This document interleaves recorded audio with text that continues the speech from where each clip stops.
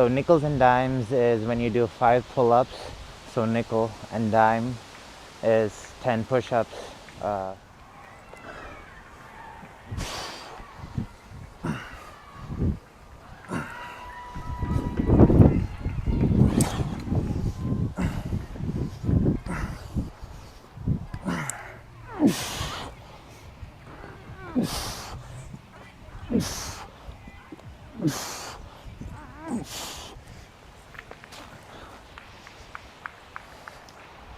It's a nice day here in Toronto, Canada, and I'm at the playground again to work out. So today's workout is going to be nickels and dimes themed. So nickels and dimes is when you do 5 pull-ups. So nickel and dime is 10 push-ups. And what I'm going to do is do a kettlebell complex or a steel mace movement. And no matter what I'm doing, I'm going to end it off with a nickel and a dime. So to start off, I'm doing a kettlebell complex. So starting off with a kettlebell swing, high pull, snatch, tactical clean to switch sides, and repeat. I'm gonna repeat that sequence for 5 each side.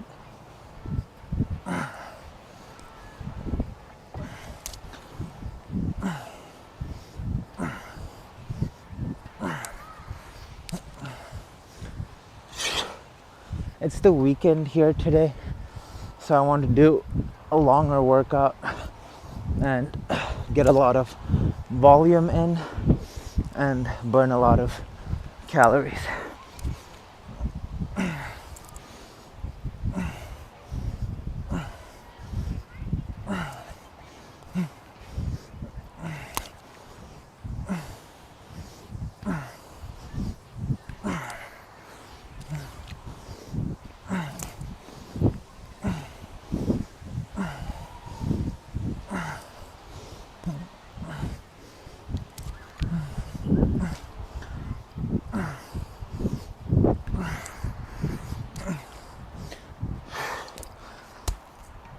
So now for the nickel, which is 5 pull-ups.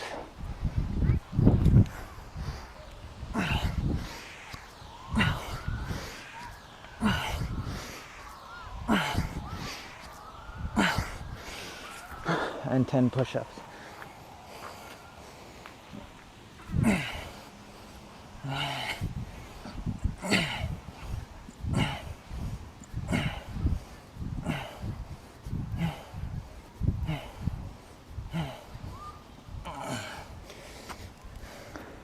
That was my 5th set, and I'm going to do 5 more. I'm just going to keep chatting as I do a couple more sets. So when I got started working out, a guy came up to me and said that I was an inspiration to people around here. And the stuff like that is, really heartwarming and feels nice to hear. But there's sort of like an imposter syndrome within me that, when I, it's weird. It's hard for me to take compliments. And also I would say to a certain degree, my body dysmorphia is pretty high. No matter how much I get complimented and stuff, I still think that I'm not good enough. And maybe that attitude is good to improve, but it's not a nice attitude to be living with daily, as far as the voices in my head and the way they talk to me. That makes sense? I'm pretty sure I came off as schizophrenic right there, but that's all right.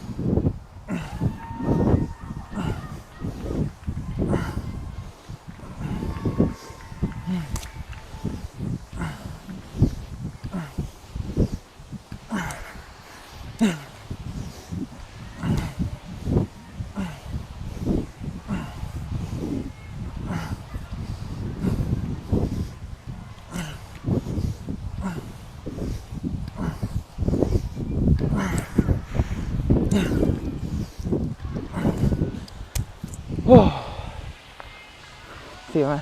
Yo, I'll see you here next time, okay? Yeah. Yeah, I'm here often.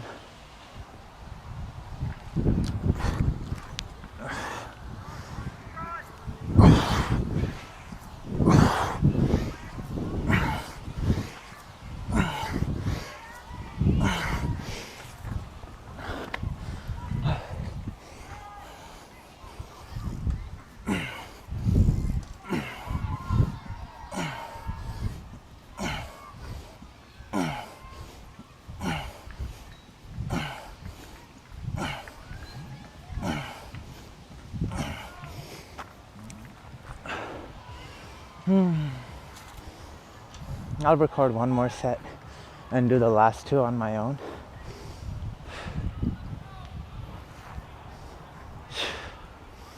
Yeah, the weather is definitely cooling down relative to the previous 2 months. I mean, which is expected, but just an observation nevertheless.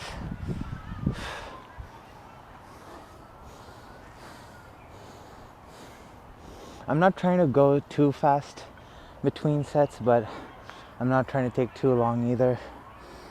Yeah.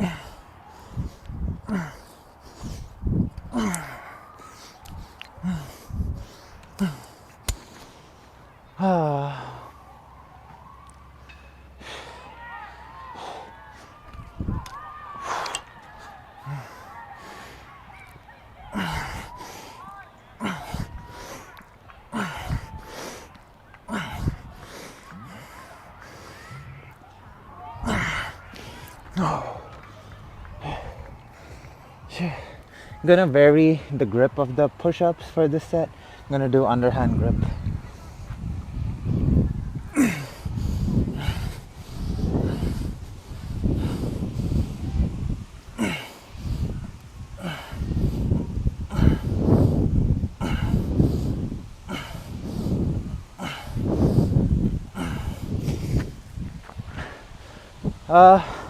The reason I like to switch grips of the pull-ups and push-ups each time I do them is so that I'm not like overly repeating one pattern of movement, and I get a bunch of different variations in. So like throughout this workout, I'll probably change the grip that I use for pull-ups, and with the push-ups I might do underhand, overhand, mixed grip, narrow grip, bunch of different variations. But yeah, I'm gonna do I think, how many was that? Yeah, I think that was 7, so I got 3 more left. So let's see what happens after that.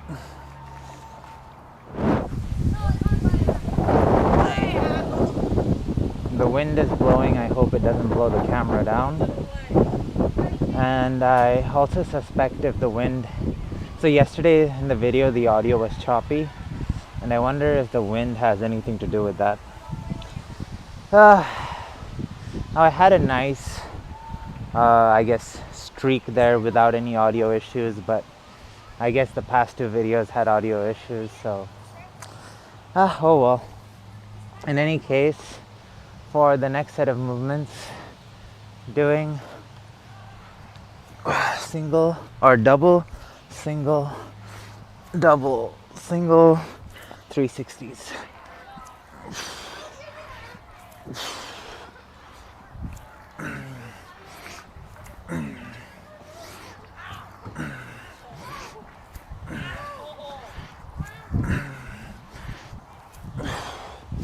Switching sides after 5.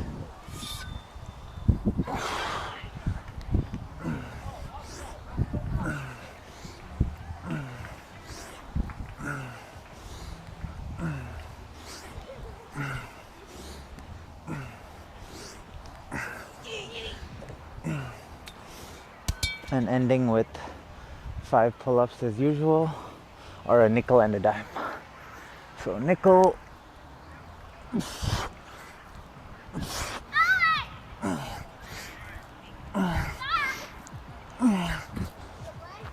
and dime. So I'm going to do a weird kind of push-up for this variation. So I'm going to put one arm on the side pull and then do 5 push-ups and then switch sides and do 5.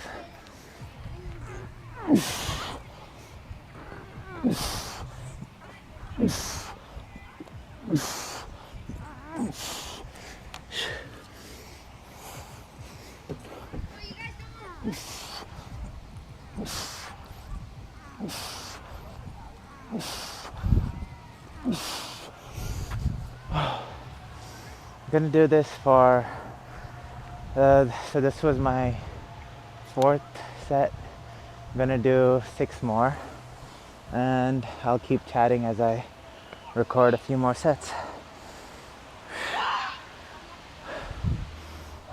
I don't know, that was something on my mind before I started recording, and now it's like fallen through. Oh yeah, yesterday I had mentioned I bought Starbucks coffees in the morning, and I don't know what it is. Like, I've noticed that I can drink caffeinated beverages, but recently whenever I drink coffee, it gets me nauseated and also gives me headaches.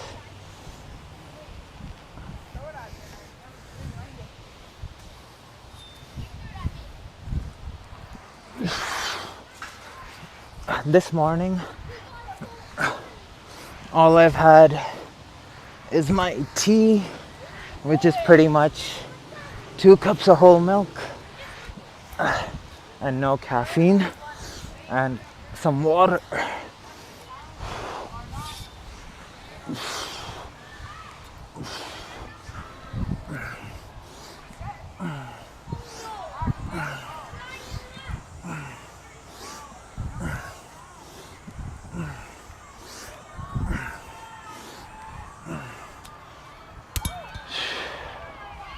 Let's do some parallel grip pull-ups on this set.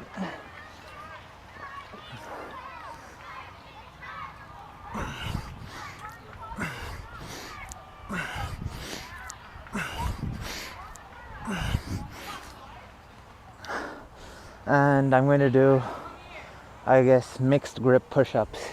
So I'm going to do 5, 1 mixed grip.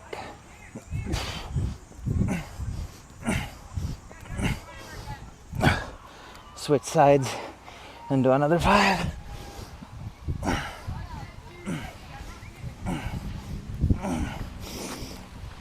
If you guys don't fully understand what I'm talking about, it might be visible on camera.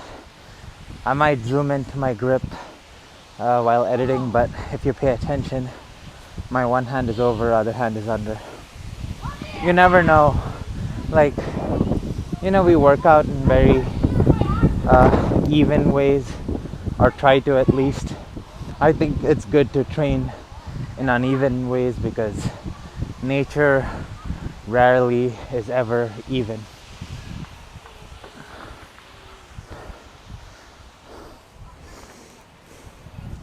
And the biggest kind of example of that is like rock climbing. So like in rock climbing, It's like you're constantly pulling yourself up. So that's essentially, you could argue that it's the same motion of a pull-up or any kind of back exercise, but you're pulling yourself in so many different grips that it requires your back to work or to be able to pull up in very awkward ways. And the same thing can be applied to pushing off surfaces too. So I think it's good to not always do regular grips. It's good to be mixed grip, one hand lower, one hand higher, or one hand lower, one hand higher, etc., etc., etc.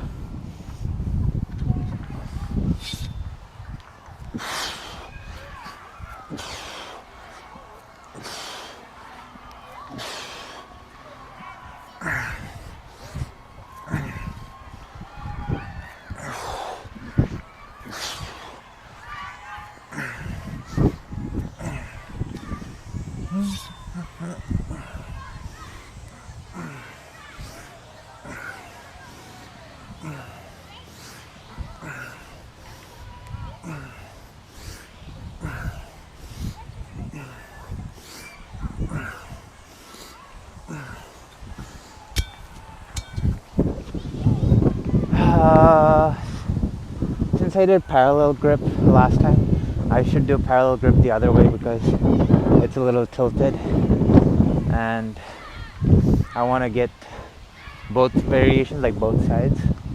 So we're going to do parallel grip again, but from the other side.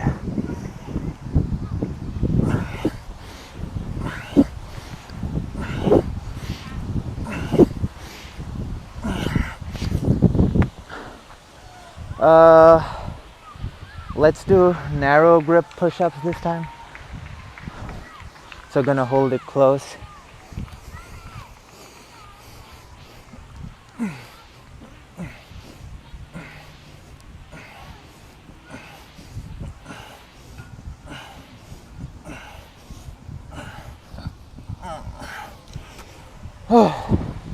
So yeah, how many sets did I do? I think that was 2 sets on camera, right? So that was set 5 and 6,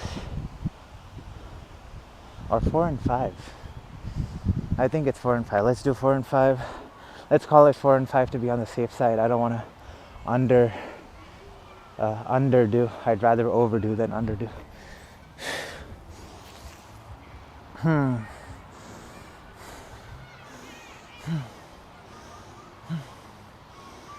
What else comes to mind? Oh yeah, this is random, but like sometimes when I'm talking out loud, people wonder who I'm talking to and then they see the camera. It's kind of interesting.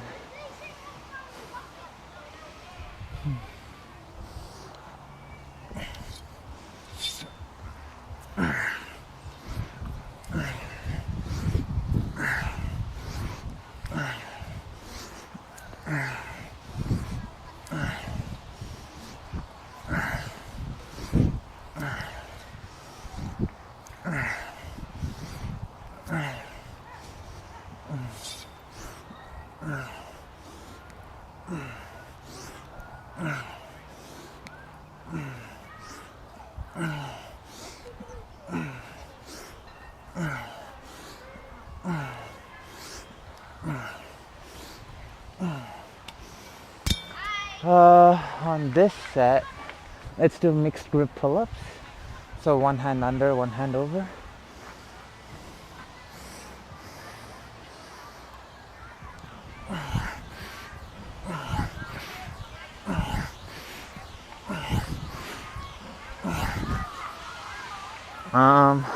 I'm just gonna do regular push-ups on this one.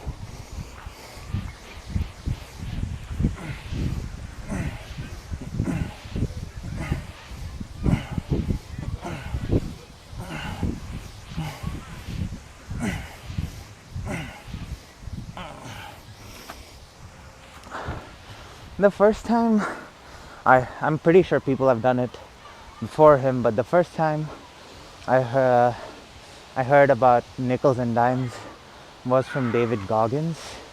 He would do this workout where for like how much ever time he would give himself a goal of I think 1, 2, or 3, maybe more hours of doing nickels and dimes for every minute on the minute for 2 hours or 3 hours or whatever.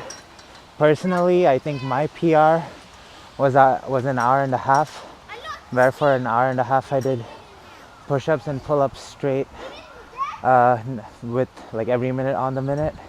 It's a really brutal workout, a lot of calories burnt. It's been a while, like, so if you guys have been following along, like until recently I didn't do very many pull-ups and push-ups, mostly because I was dealing with some imbalance issues and I kind of wanted to take some time to rectify it before I moved into doing push-ups and pull-ups again. But like 2 or 3 years ago, I think more like 3 years ago, no, 4 years ago, I would, during my workouts, like no matter what the exercise was, I would do 5 pull-ups after. And then occasionally I would do like maybe 3 or 4 times in a year, I would do a nickel and dime workout where I was going for like an hour, hour and a half. Well, I think an hour and a half was my PR. So I think hour straight is probably accurate. Yeah. In any case, I think doing that is a really challenging thing and is a good way to build up muscular endurance.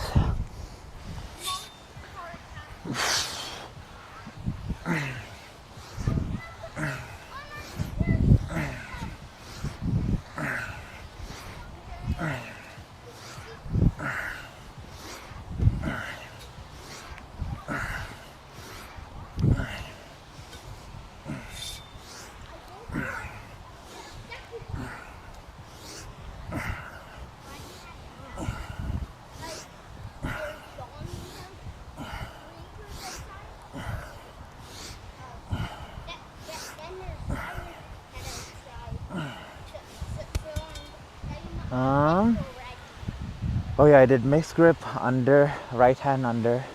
So I'm gonna go right hand over, left hand under on this side.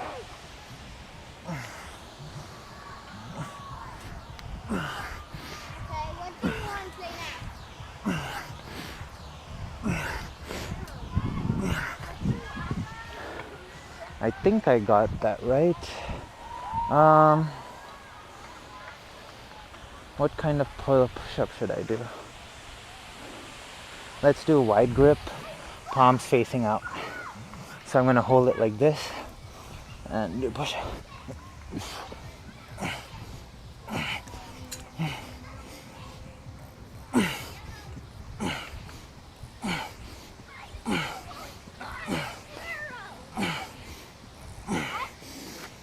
Oh, so that was set 6, I think. 4 more left. I'll get one more on video and then I'll do it on my own time.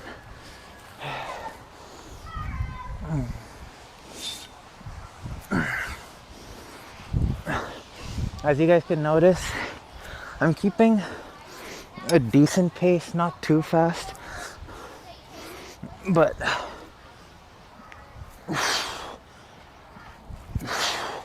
definitely not letting my heart rate get too low and trying to keep the intensity moderately high.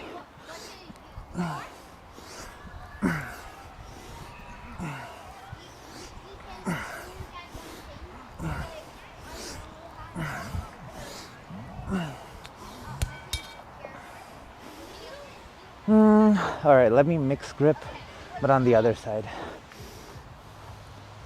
So, right hand under, left hand over.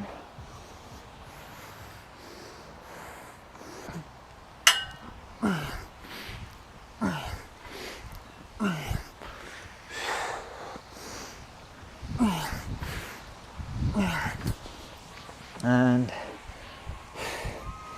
10 push-ups, just regular grip.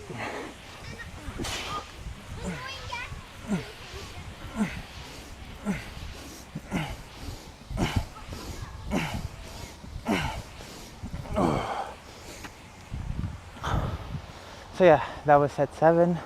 Got 3 more left. See you guys in the next one, or not in the next video, but next clip.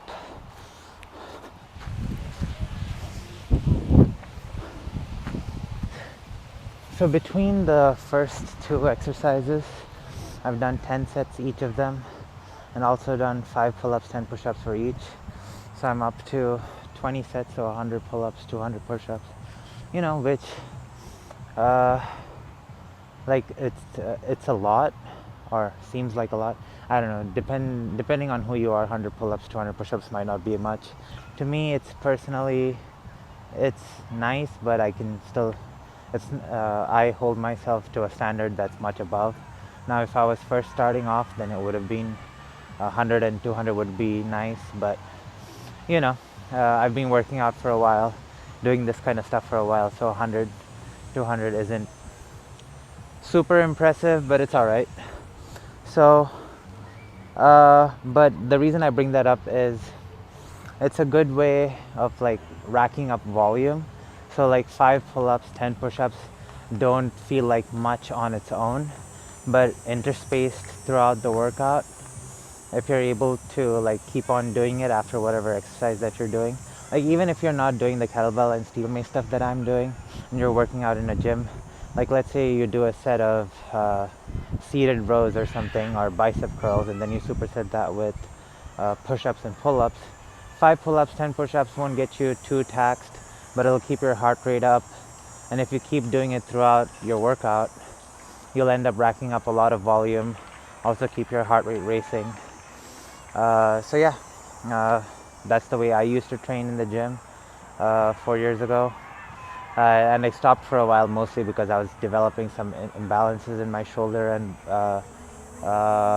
in my shoulder mostly, and I wanted to take some time to rectify it before I moved back into that style of training.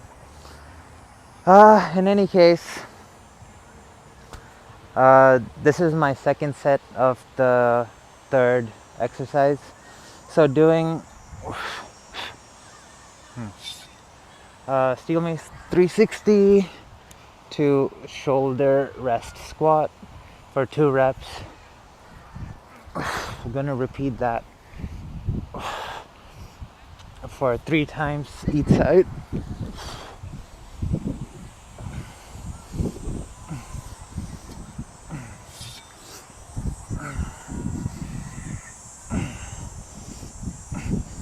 Trying to get some legs involved in the workout.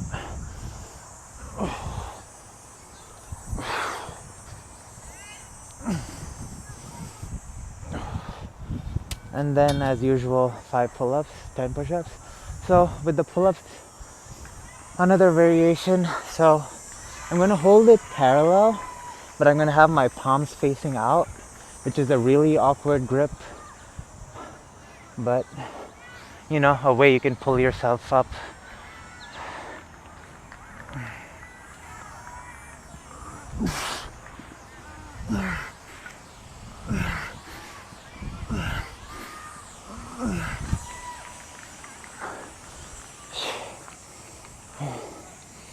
And 10 push-ups.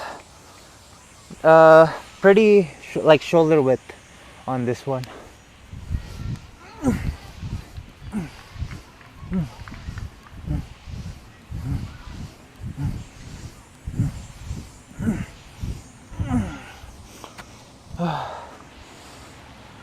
If you're someone who can't do very many push-ups and pull-ups in one set, this can also be a strategy for you to get your body used to that movement. So like let's say you can't do 10 pull-ups, but you can do 2 pretty easily. And during your gym workout, no matter what your exercise is, just do those 2 pull-ups at the end.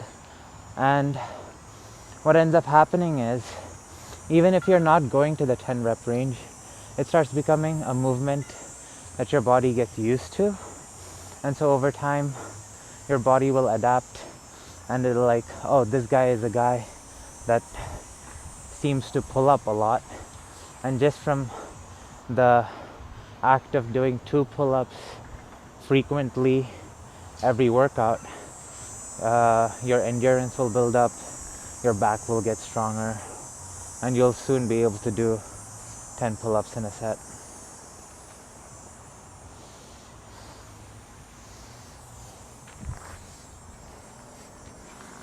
Third set.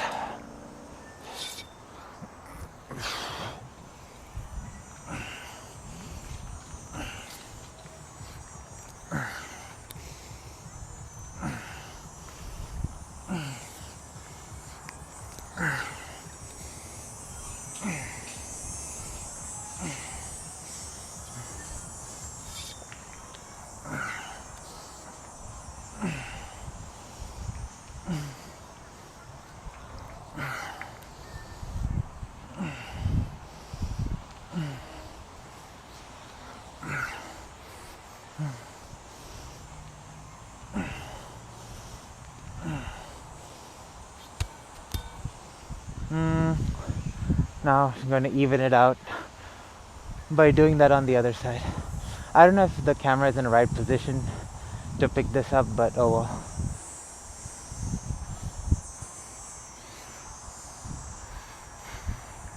Doing the same palm facing out but on the other side.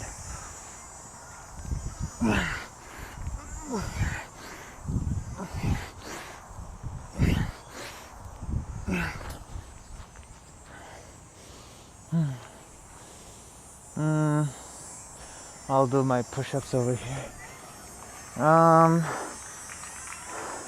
So I'm gonna do a push-up where one hand is going to be way ahead and the other hand is going to be on the surface. So I don't know if it's visible, but my right hand is ahead of the left hand.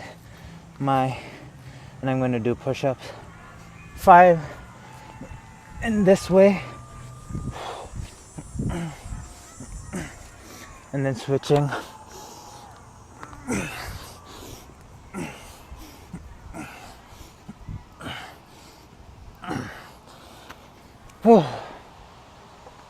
By doing all these different, I think I said this in the previous clip, but by doing it in all these different ways, I'm able to, recruit my muscles. And like with every different variation, when there's all this unevenness, there's like different kinds of stabilizers that work. Your core is recruited differently. And so yeah, I think it's good to train your body in all these different kinds of ways. Like, push-ups are a great exercise, but there's so many different variations to it. And all these different variations can help you build a more complete physique and fitness, I would say.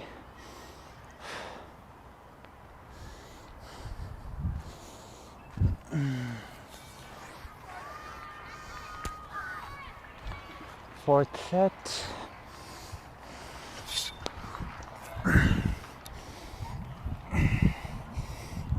Or was it third? No, fourth.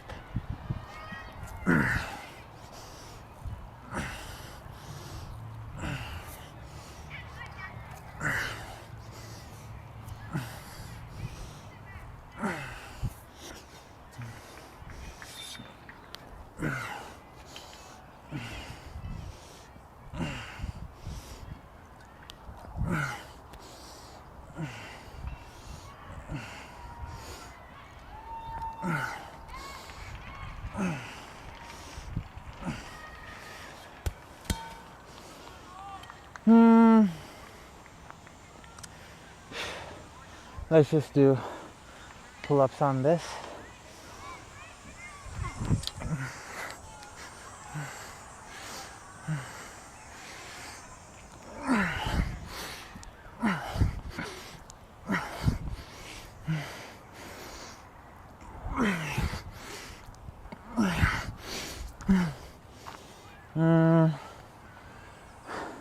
I'm just gonna do underhand grip push-ups. Or no, okay. So another variation of push-up that you can do is lift one leg up. So that's what I'm gonna do. Lift one leg up, 5 reps, other leg up, 5 reps.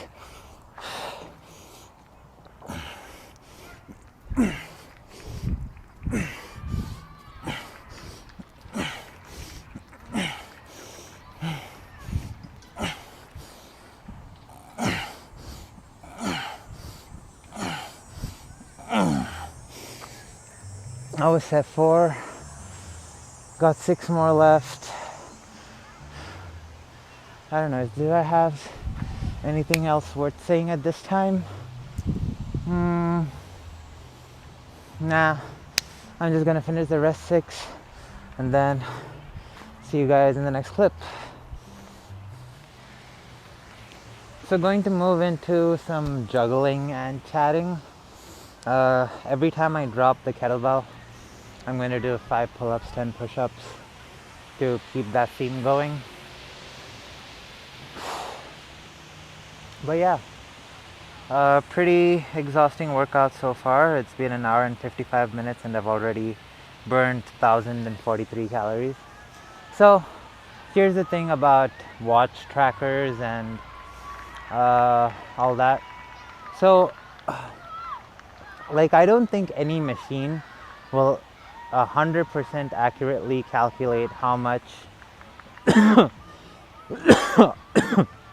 or how many calories you burnt within a workout, be it a treadmill, be it a watch, be it any kind of thing like that, because everybody kind of has their own internal body, like, what is that, total daily energy expenditure, TDEE, which is kind of determined by your own personal metabolic rate. And there is no way that a watch or a machine can know that 100% accurately. And so the way I think is good to use these trackers is to get a general estimate of your exertion level. So the way the calories burnt is tracked on these different watches is that they have different equations depending on the kind of workout that you're doing. So the kind of equation that it uses for a long walk versus a long run, versus indoor run, outdoor run,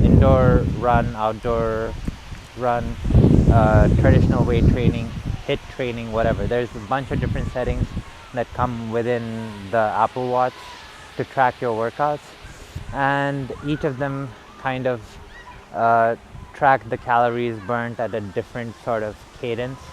So for example, if you do a weight training workout and record it as a run, the output is going to be much different than if you actually did a weight training workout as a weight training workout.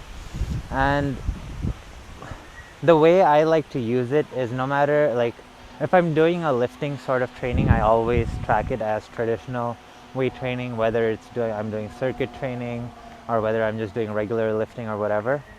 And I understand that it's not going to be 100% accurate, but by tracking it the same way each time, I'm able to get a general estimate of my exertion level.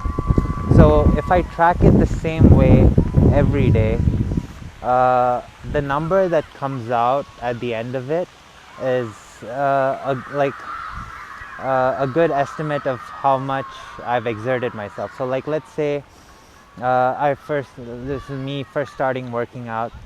For example, let's make an assumption where it's an individual that's working out for the first time with a watch, and they're working out for 1 hour, and they're doing like 5 exercises, whatever, and it took them 1 hour to complete, and at the end their watch gave them a reading of you burned 200 calories. So that's a good general estimate to start off, as in, like, okay, a workout that takes 1 hour with 5 exercises burns about, like, don't think of it as calories, think of it like a 200 exertion level. Now let's say you fit 6 exercises within that hour, you can and then look, and provided the exercises are still like relative in difficulty to the 5 exercises you did the day before, and then now you did 6 exercises which are similar in difficulty the next day for 1 hour, the number should be like a little over a 200. Or let's say you did 6 exercises and took longer, it should still be over 200. So the way to use the watch, in my opinion, is to kind of figure out what your exertion level is. Like, whatever number comes out at the end of it is an indicator of how hard you worked in a day, or how hard your body perceives that you worked. Because I think a part of the equation is heart rate, and if you're under recovered or something, the heart rate can be higher. So that's why I say, like, it's a good indication of how your body perceived the workout to be, rather than an exact number of how many calories you burned. In any case, by tracking stuff that way, I'm able to kind of gauge whether I'm going soft on myself or I'm going too hard on myself or whatever, and then manage. Like, there is two parts to, I guess, working out. One part is listening to your body, and the other part is not listening to your brain, if that makes sense. So sometimes your mind can get lazy and then you slack on a workout. Sometimes your body feels tired and you slack on a workout. And then, but if your body's feeling tired, but the past 3 days your workouts were relatively low intensity, sometimes it's a better idea to still kind of push the envelope on the fourth day and see if that's more of like laziness building up or your body getting complacent. And sometimes you actually have to listen to your body. But yeah, that's just some ways I think about using the watch to track my workouts. The numbers aren't going to be exact, but if you track the things the same way each time, it gives you a general estimate of how hard you worked out on any given day. And that, I think, is good information to have. In any case, let's move into some juggling.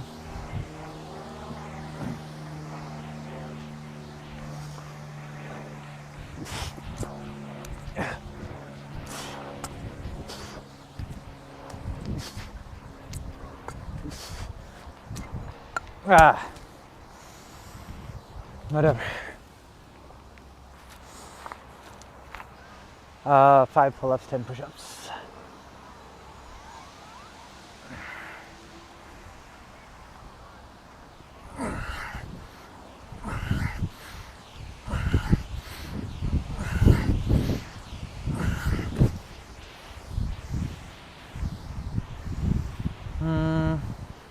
I'm going to do push-ups on the kettlebell.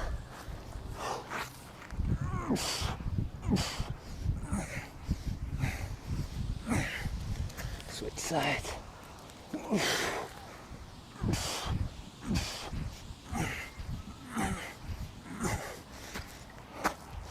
The reason I'm not a big fan of doing push-ups on this ground is it's like wood soil, and I don't want to get splinters.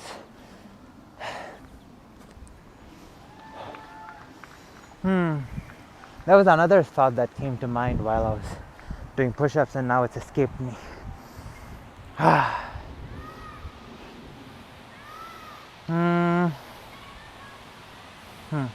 Yesterday's juggling session was subpar. I kept dropping it a bunch of times. And I wonder if I should dedicate some more time to drilling, because I haven't drilled much. Drilling meaning practice a move a bunch of different times instead of trying to do sequences all the time.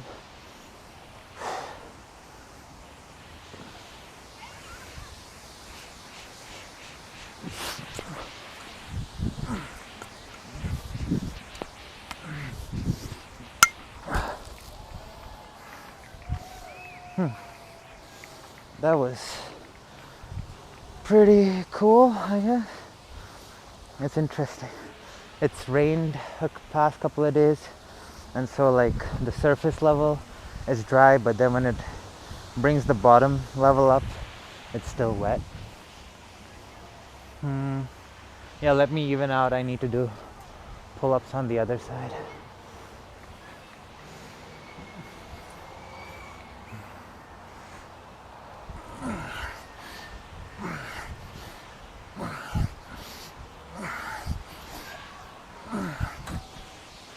And this time for the push-ups, I'm going to do both hands on the kettlebell.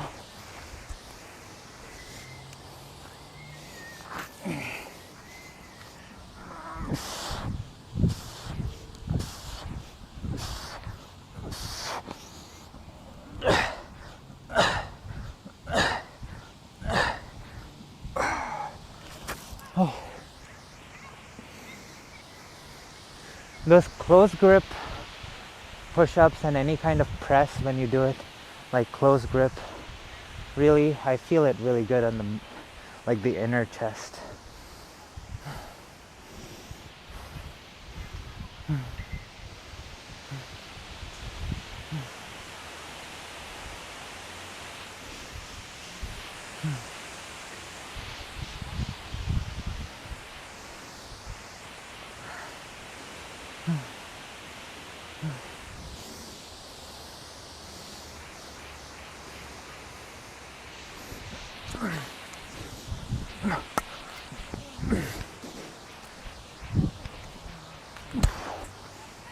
God damn it.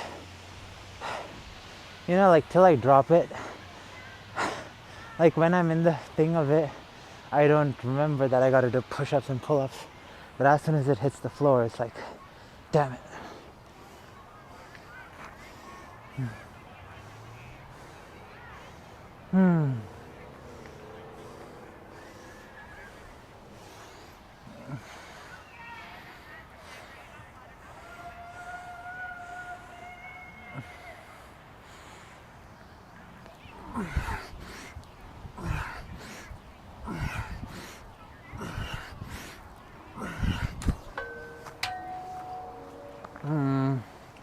Just gonna do a regular pull-ups on.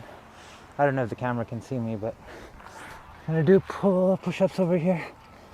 I'm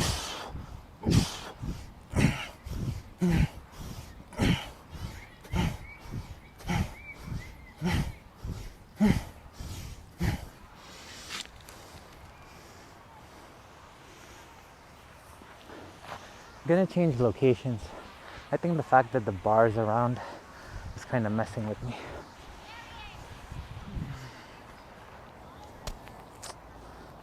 So far, this juggling session hasn't been good either. But let's keep trying.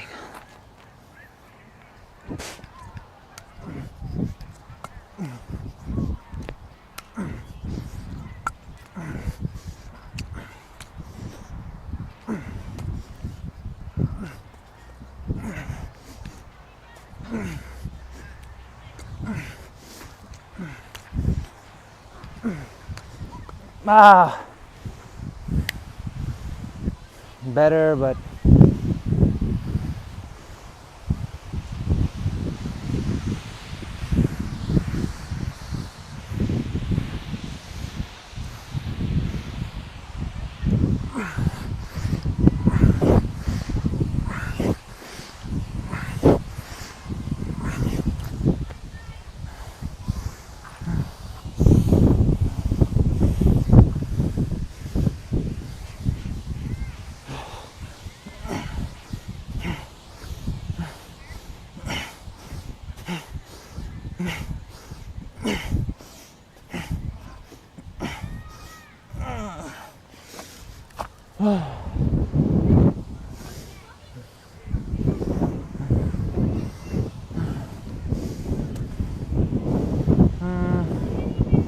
what else is going on?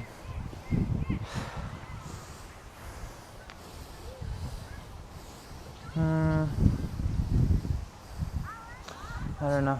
There's nothing too major, but actually I do have to work a little. Like not just like cleaning my apartment, that kind of stuff, but like some work responsibilities at work. A client needs something done on their databases, and it was scheduled for the weekend, and I need to make sure everything happened correctly.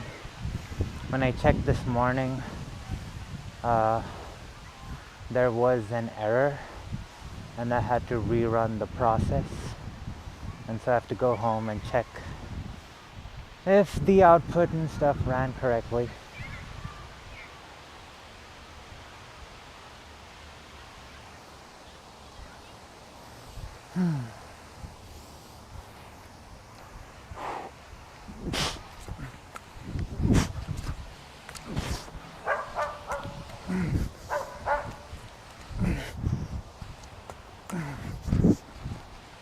Oh, come on.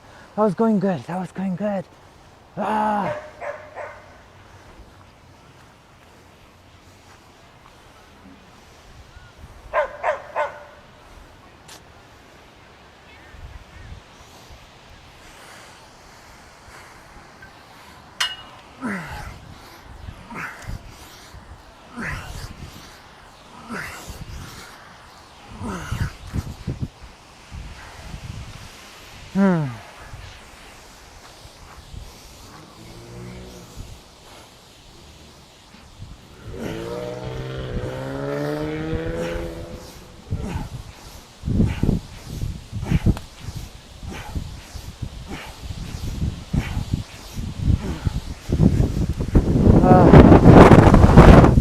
The wind is picking up.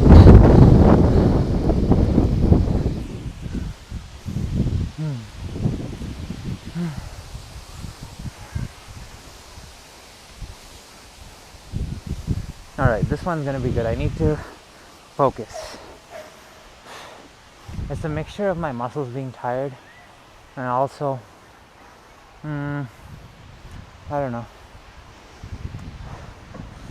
The best way I can put it is, like, if you notice, like, even like people who are really good at shooting a basketball, like for a few games they have a slump, and that's kind of what I'm feeling right now. Like the past 2 juggling sessions I haven't been really happy with, and it feels like I'm out of form. Like my body's machinery isn't talking to the CPU, my brain, as properly as it should.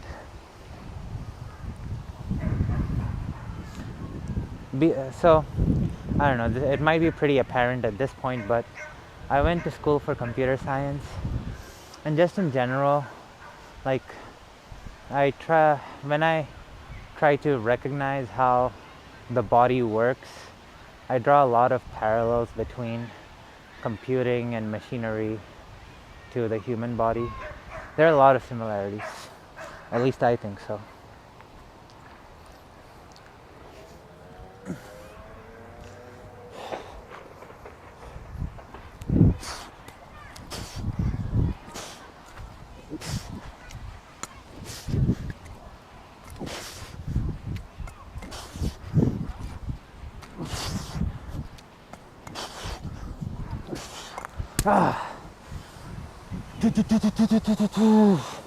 I'll tell you exactly what happened there. So the sun's out, and then as soon as the sun came out, I was like part of my mental processing went away from trying to perceive how the kettlebell or where the kettlebell was going to be, and instead started thinking about I'm going to be blinded by the sun. And then as soon as that shift in processing power happened, I dropped the kettlebell.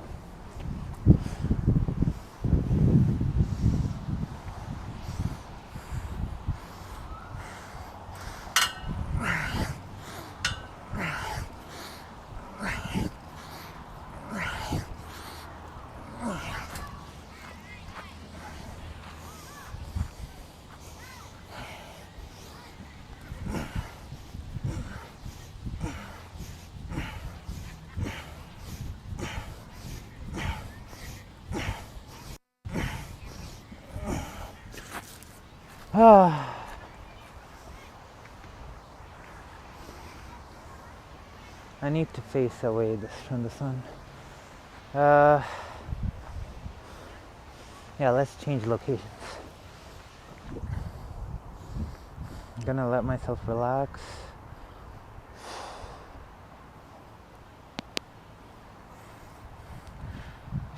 Two hours, 16 minutes into the workout, 1,272 calories burnt.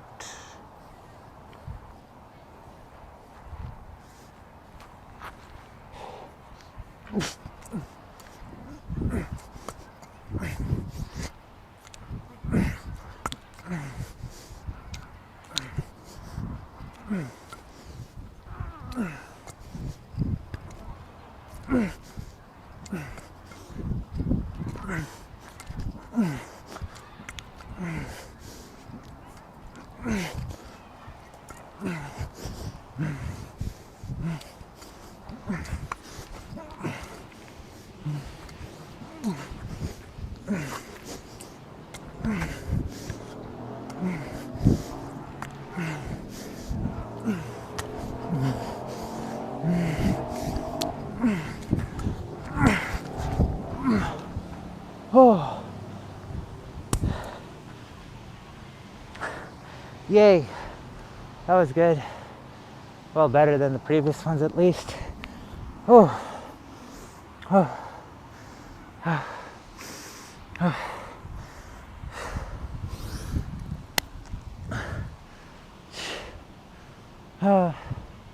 I've been trying to stay away from fizzy drinks, so I love my diet sodas, sugar-free energy drinks and all that stuff.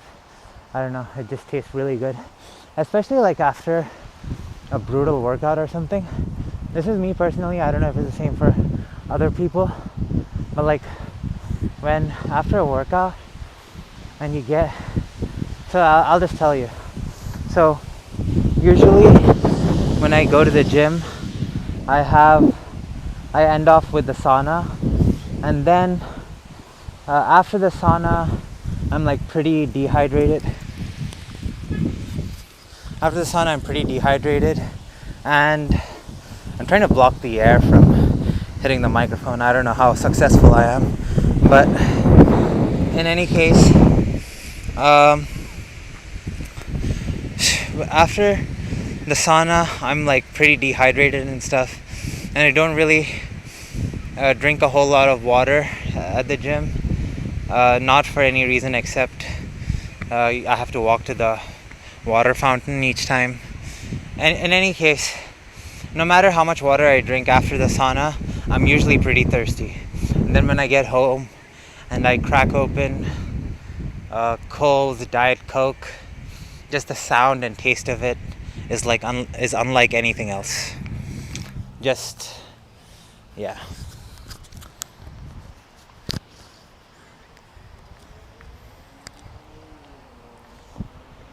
All right.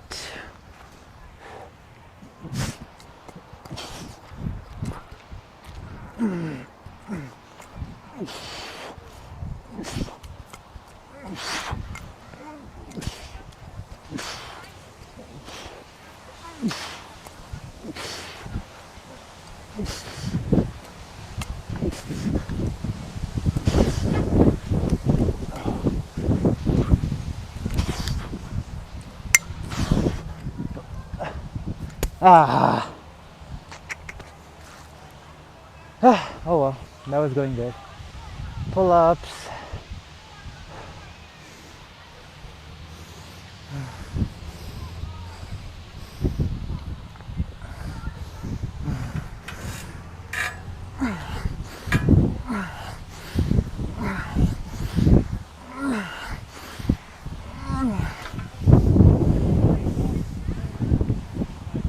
And push-ups.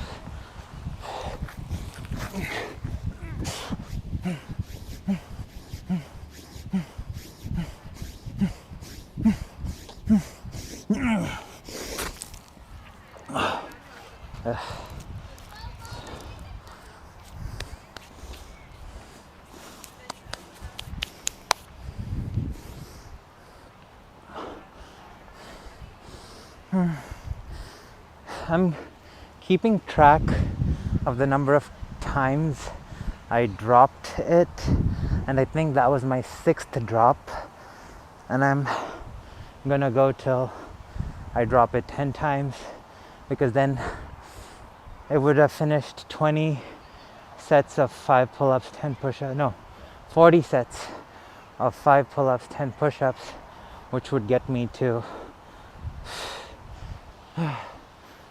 200 pull-ups, 400 push-ups.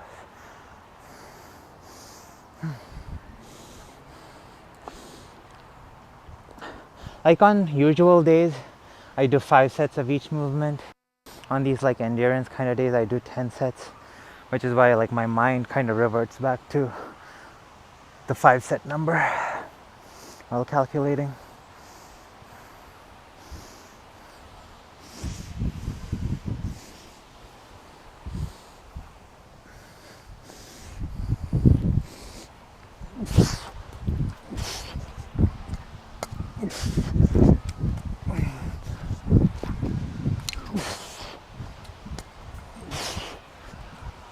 Oh!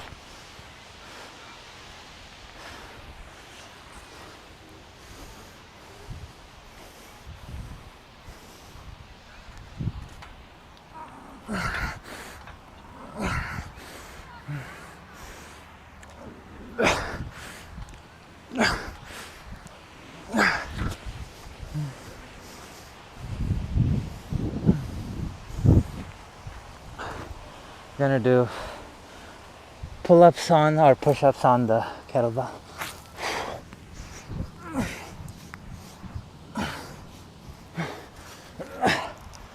Splinters.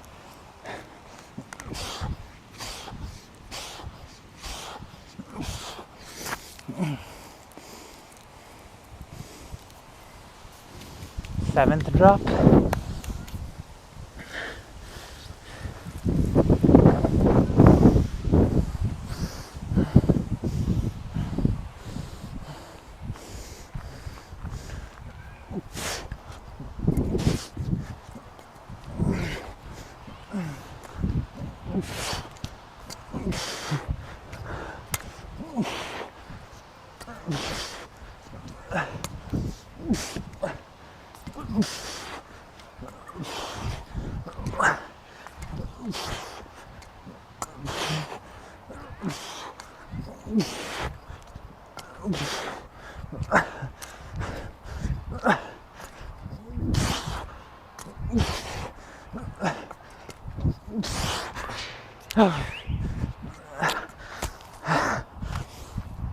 Eighth drop. Oh, I'm getting tired, guys. Getting tired.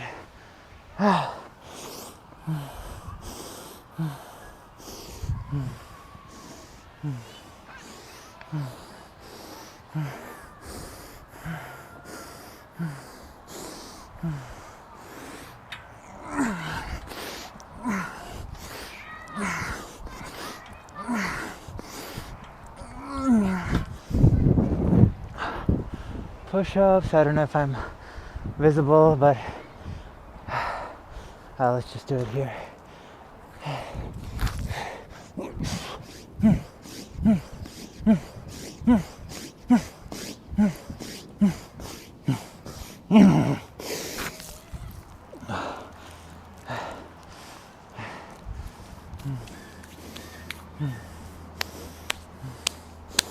I'm gonna take a break.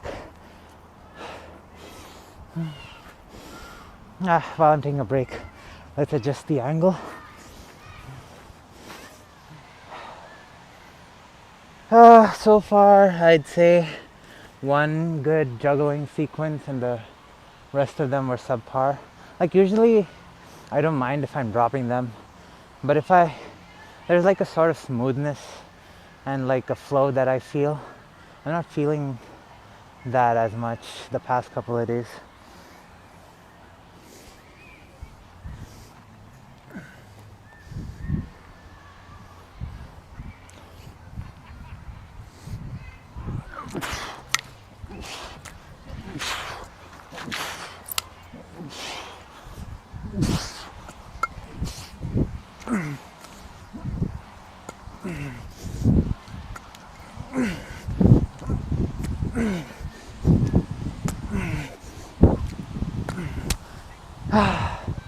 Yeah, I'm just out of it. Don't know what it is.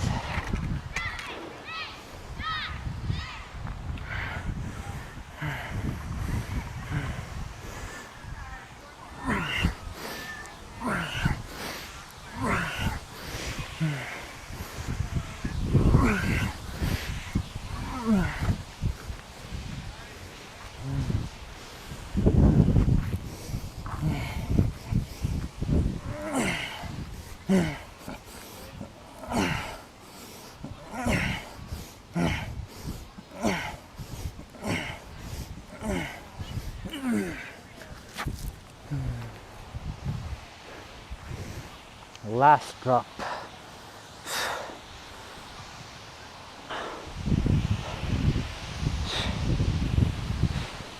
After which I'm going home. I'll try to get one more successful sequence though. Even if I drop it, I want to end on a good one. At least one more good one.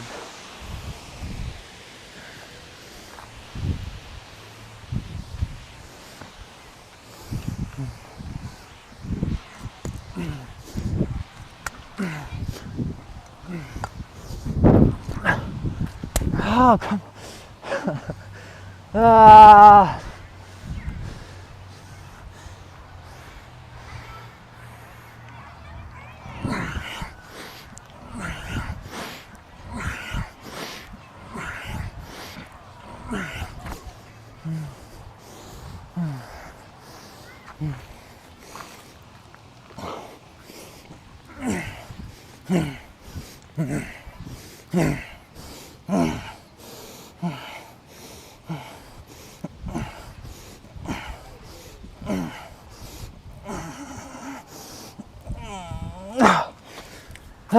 Oh, that last push-up cramped my chest.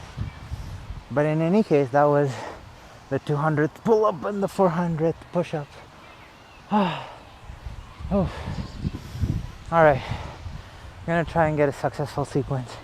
Hopefully the fact that I don't have that dread, oh, my chest wants to tighten up. The dread of doing push-ups and pull-ups after is gone. So I can juggle without pressure. And maybe that'll help.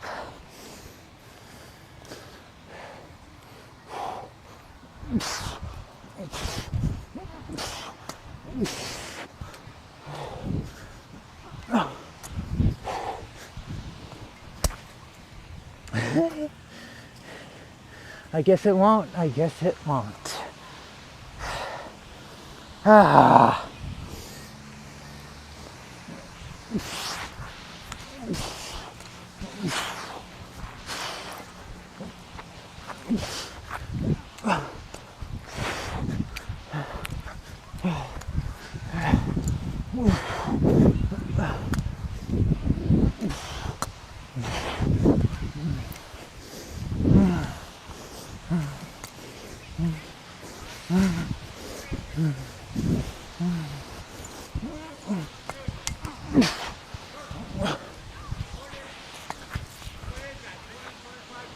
Yeah. Yeah, 25. 25? Yeah.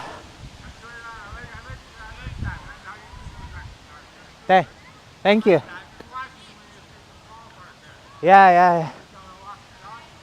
Yeah, no, I come here often and do that, yeah. Thank you. See you around.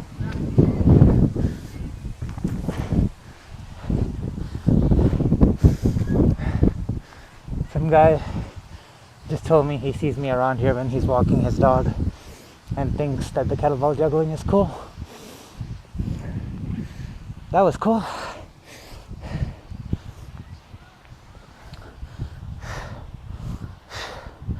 Alright. It did get me out of my flow though, but it is what it is. 2.5 hours into it, 1,471 calories burnt.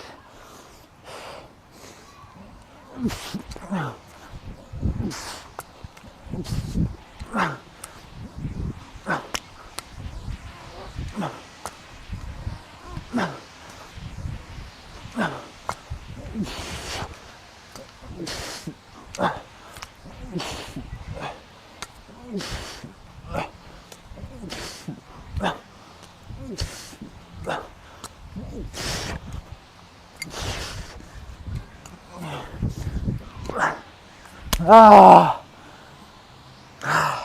I didn't spin it fast enough.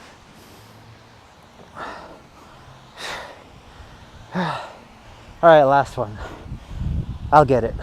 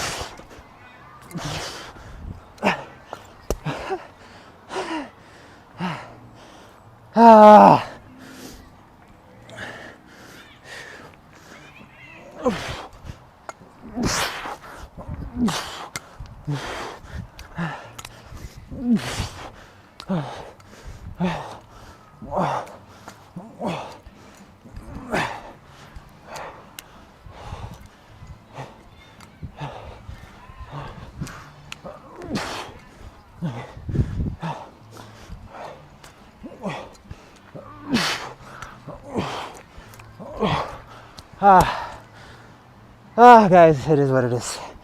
I got getting pretty exhausted, and yeah, I just want to head home. No, that's quitting. I'm gonna get a good one. Let me rest a little bit though.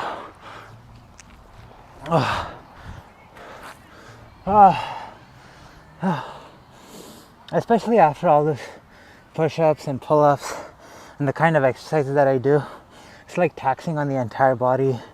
And like kettlebell juggling is a very, like, as much as like it's fun, but it is really exhausting on the body, on pretty much every system.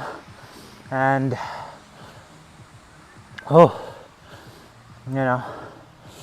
being exhausted and then doing it definitely doesn't help. But let me rest for a little bit.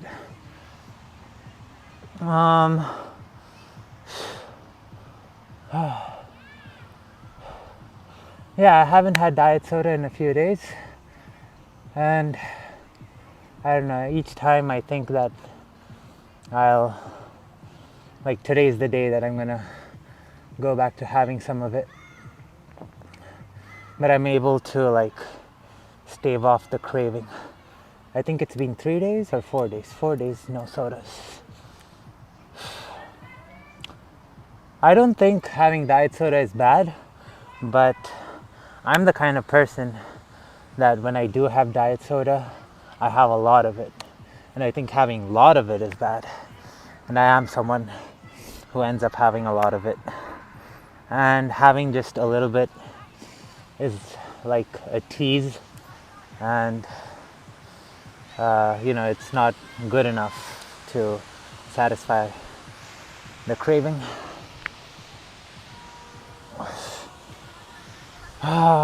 Let me take a few more seconds.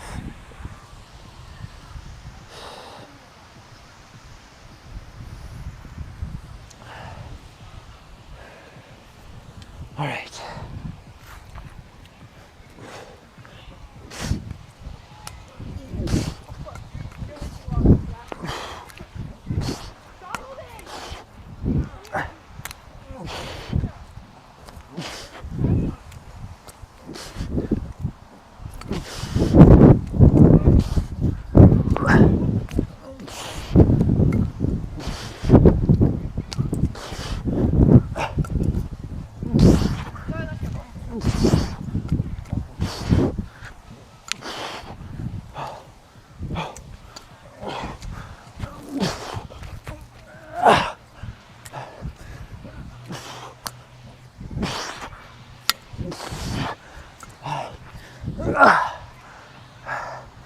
That was pretty good. It wasn't my most skillful one or anything, but it was a pretty good note to end on. But yeah, 1,530 calories burnt by the time I pack up and walk home and stuff. Like, I have to carry the stuff home, so it's kind of like a ruck walk home. And by the end of it, it usually ends up becoming, I'll probably get to 1,600 calories. Yeah. So yeah, that's all for today's video. See you all tomorrow. Maybe. There may not be a video tomorrow, but we'll see.